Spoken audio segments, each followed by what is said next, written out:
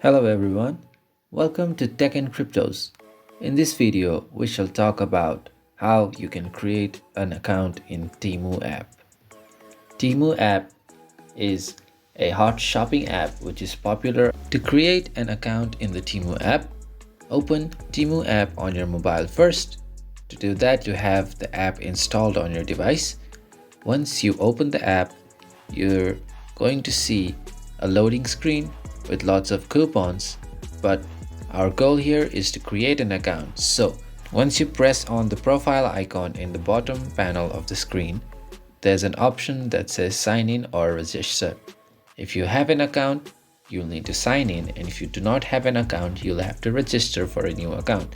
So once you press on that, there is multiple options of how you want to proceed with the signing up process, and I choose the easiest option, which is continue with Google. You can also choose continuing with Facebook or Twitter. Once you choose the Google account that you want to create an account on TEMU with, you will be redirected to a screen where you will need to enter your phone number. Once that is done, you are now a user in the TEMU app and you have a profile registered.